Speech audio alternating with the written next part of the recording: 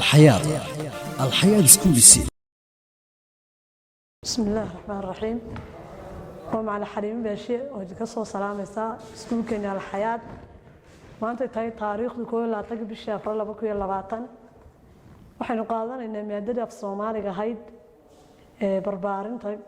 koowaad ama KG1ka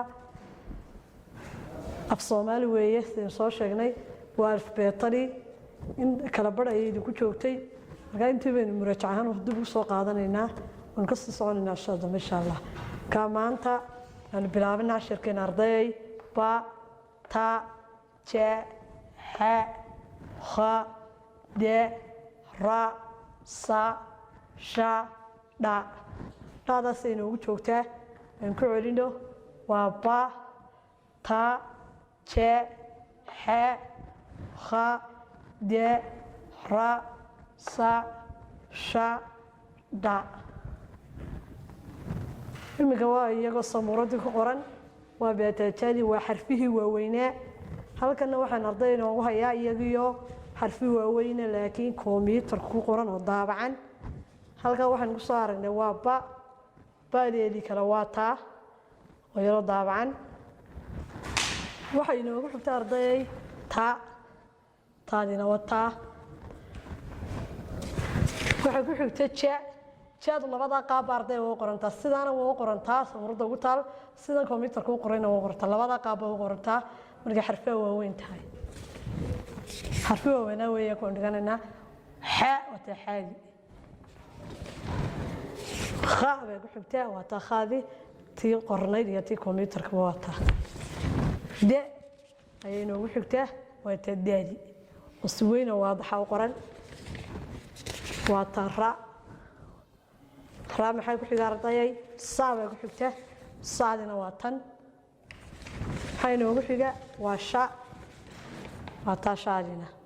ma sha Allah farwaaweyn qurux badan bay inoo qorantay xarfu da oo inoogu dambeeya casharkeena maanta inoogu joogo waa kaasana inta markaan kaga nimaadno qaybta arday waxay inoogu daba xigtaa qayb laylisa oo la buuxinayo meelaha banaan halka baaba inoogu qoran xarafkii ku xigay ee halka ku qoraysa halkan jaaba inoogu qoran xarafkii ku xigay barta ku qoraysa halkana kha way inoogu qoran xarafkii ku xigay baa ku qoraysa halkan arday maxay inoogu qoran waa xarfu ra xarafkii ku xigay halka ku qor halkana waxa inoogu qoran xarfu sha xarafkii ku xigayna halka ku qor intaas saasoo qoranaysaan buugni ay Soomaaliga ku dhigan jirteen saasana u buuxinaysaan qaybteena saddexaad waa farbarasho ama faygar sawt qaanan waxaynu qoraynaa ba ta je ha kha sidaas ugu qoraysaan buuga waxa ka dhigaysaan one book ama hal book oo qurux badan saasaan u jeexanaysaan inta mastarad ay ugu jeexanaysaan si qurux badan oo sida line-ka ugu fadhiyaana waad ugu fadhiisinaysaan wala idinka jeegaraynaya waalidiinta waxaan ku adkeenayaa in ardayda casharka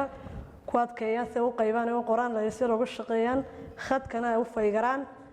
intaas waa casharkeenu maanta ardaydu ugu joogaa casharka xigeenteenu isugu iman doono waa macallin Xaliimo oo idin leh salaamu alaykum wa rahmatullahi wa barakaatuh.